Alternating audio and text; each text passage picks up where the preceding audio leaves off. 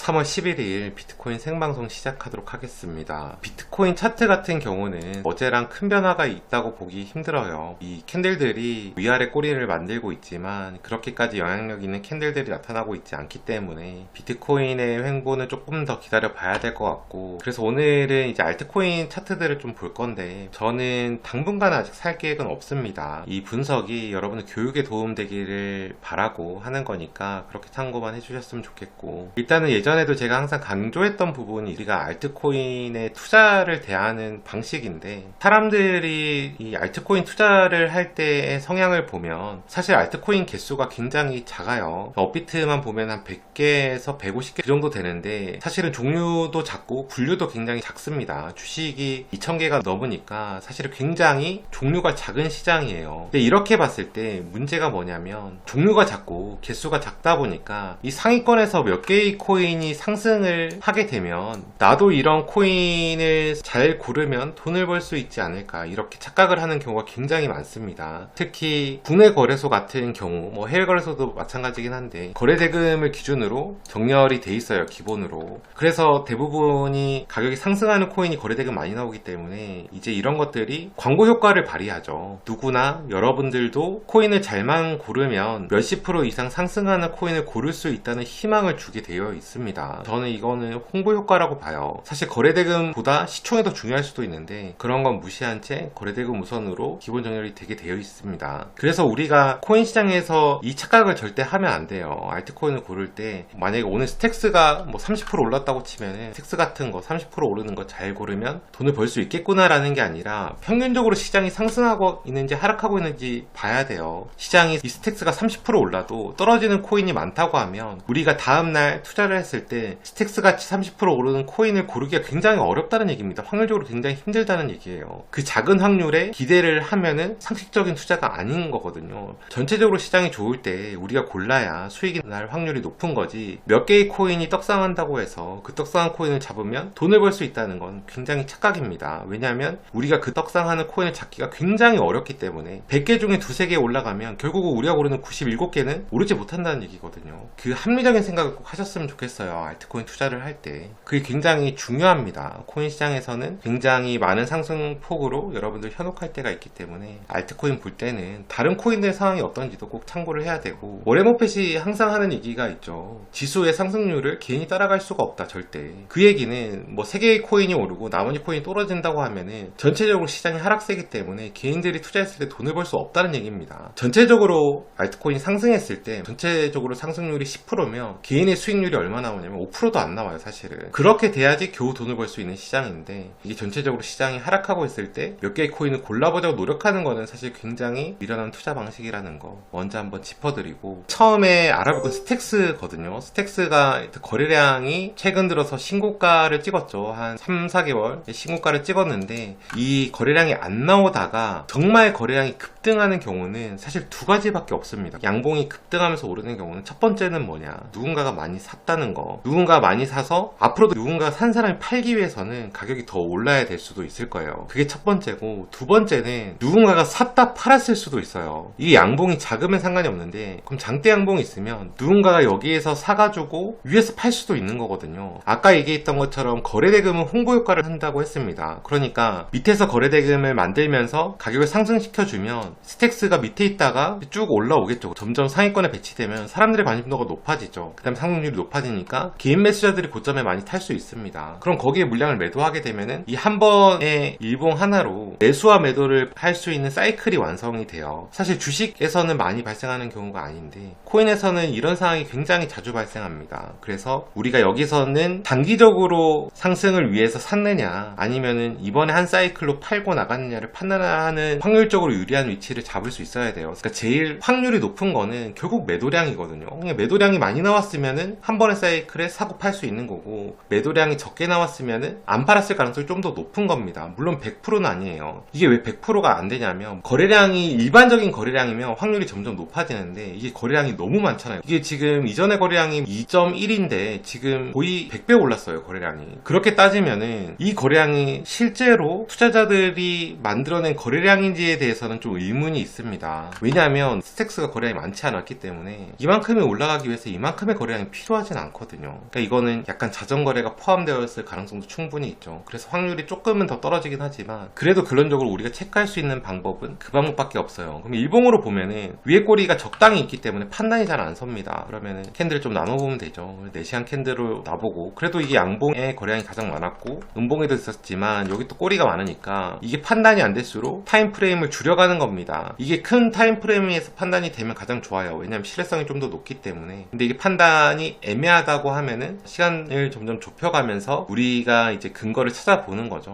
그래서 1시간을 열어도 지금 여기에서 가장 캔들을 봤을 때 가장 시장에 영향력이 있는 캔들을 먼저 찾는 게 중요하거든요. 그럼 시장에서 가장 영향력이 있는 캔들은 거래량이 가장 많이 실린 캔들이죠. 여기도 요거와 요 두 개가 시장에서 가장 중요한 캔들인데 일단은 이 캔들은 음봉으로 나왔기 때문에 여기서 매수한 걸 여기서 팔고 나갔을 가능성이 생기는 거죠. 여기는 조금 애매해요. 이 꼬리가 아예 닫혀 있으면은 이거는 매수에 대한 거래량이라고 판단할 수 있는데 꼬리가 좀 있기 때문에 한 번 더 잘라볼 필요가 있을 것 같아요. 여기도 애매하죠.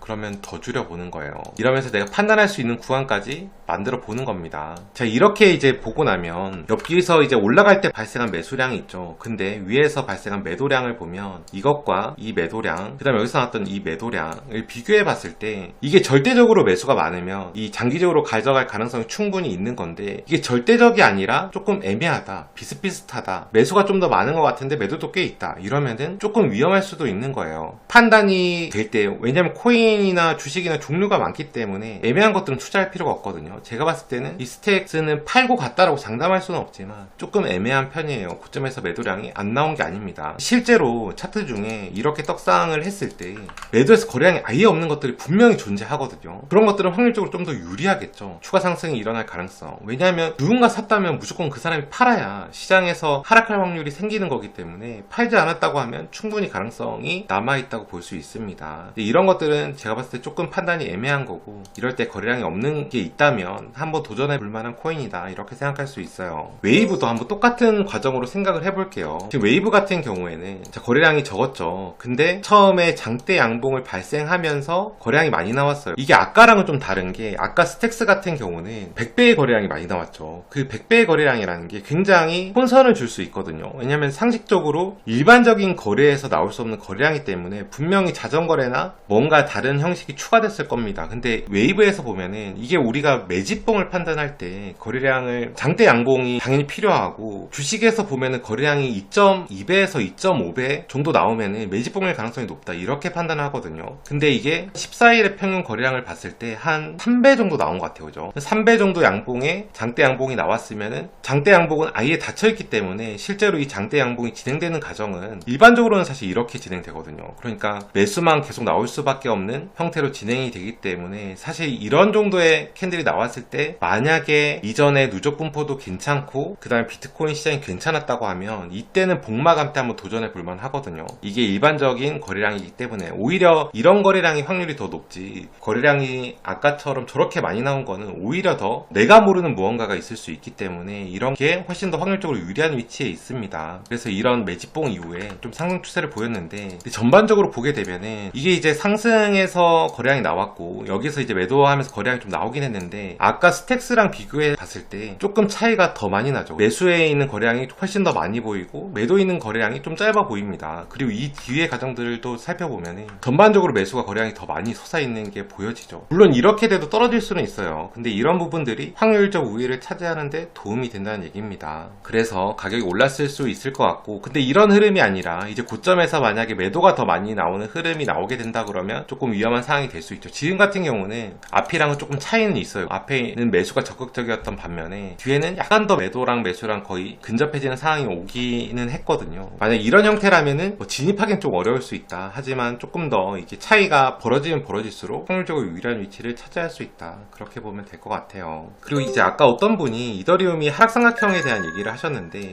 일반적으로 하락삼각형이 나올 때 밑에서 이제 거래량 나올 수 있거든. 충분히 이 하락삼각형이 하락추세 가속을 만들기 때문에 여기서 하락추세 가속이 나오는 이유는 위에서 매도를 하고 하고 떨어졌는데 여기서 이제 추가 매도를 만드는 거예요. 이제 추가 매도를 다 하게 되면은 그 다음에 하락을 해가지고 다시 이제 매수 구간에 갖는 형태거든요. 그래서 이렇게 하락 삼각형이 추세의 가속 패턴이라고 얘기하는 건데, 그래서 하락 삼각형에는 거래량이 많이 나와요. 그래서 거래량도 좀 나왔고 그 다음에 하락 삼각형도 비슷하게 만들고 있는데, 이게 이제 여기서 단순히 하락 추세선이 이렇게 나왔다고 해서 이걸 하락 삼각형이라고 무조건 볼 수 있느냐, 지금 제가 봤을 때 좀 어렵다고 생각합니다. 이 하락 삼각형에서 제일 중요한 게 뭐냐면, 원래 우리가 하락 삼각형을 그릴 때 이렇게 삼각형을 두 개를 그리잖아요. 근데 여기 두 선 중에 중요한 게 뭐냐면 밑에 지지선입니다. 이 지지선이 만약에 추세로 바뀌게 되면 이게 바로 세기형으로 바뀌거든요. 이 하락 삼각형이 기울기가 바뀌는 거는 사실 상관이 없어요. 근데 이 지지선은 정확하게 지켜줘야 이게 하락 삼각형 패턴이 유지가 돼요. 근데 여기서 보면은 지지선이 지켜지고 있지 않죠. 사실 추세선을 끄어 보면은 이게 하락 삼각형이 아니라 약간 올라가는 형태가 나옵니다. 그러면은 이게 삼각 수렴이 될 수도 있는 거고, 만약에 이거를 이렇게 지지선으로 볼 수도 있지만 그렇게 봤을 때는 접점이 두 개밖에 존재하질 않아요. 하락 삼각형을 보게 되면은 접점이 세 개가 무조건 나오거든요. 그 다음 돌파했을 때인데, 지금 여기서 떨어질 때 매도를 하겠다라고 하는 거는 하락 삼각형 패턴이 아니라 그냥 이렇게 된 상황에서 여기서 매도를 하는 상황이거든요. 이게 일반적으로 하락 삼각형 패턴으로 볼 수가 없겠죠. 물론 정답은 아니지만 확률적으로 유리한 거, 결국 패턴은 확률의 유리함을 가져가기 위한 건데, 우리가 너무 성급하게 접근해서 너무 빠른 판단을 하려고 할 필요가 없다. 특히 비트코인의 선물 투자 같은 경우는 여러분들이 빠른 투자를 하는 거를 조금은 이해는 돼요. 왜냐면 뭐 아무래도 빨리 트레이딩을 해야 돈을 벌 수 있다 이런 생각을 하기 때문에, 물론 그렇게 해서도 안 되지만, 근데 알트코인은 더더욱 그럴 필요가 없어요. 왜냐하면 우리가 비트코인 선물을 했을 때는 비트코인 선물 차트가 하나뿐이기 때문에 그 하나에 대해서 상승과 하락을 빨리 판단하려는 게 어쩌면 조금 이해는 되지만, 사실 알트코인 같은 경우는 코인이 많잖아요. 100개가 넘는데 바이낸스 가면은 뭐 몇백 개도 있고, 근데 여기서 굳이 우리가 성급하게 판단을 하기 위해서 이렇게 노력할 필요는 없다는 거죠. 알트코인 투자는 내가 어떤 코인, 뭐 이더리움이나 웨이브나 스택스의 이후의 흐름을 판단하는 데 있는 게 아니라 어떤 코인을 고르느냐에 있거든요. 이게 여러분들이 집중해야 될 게, 우리가 이제 이렇게 막 움직이는 것들을 보면서 스택스가 뭐 이렇게 갔으니까 오를 거야 뭐 이런 게 아니라, 여러 가지 코인 중에서 내가 어떤 코인을 선택하느냐에 있기 때문에 좀 애매하거나 성급한 판단을 굳이 가져갈 필요가 절대 없는 곳입니다. 좀 애매하면은 다른 차트를 찾으면 되니까 굳이 여기에 내가 몰빵할 필요 없으니까요. 천천히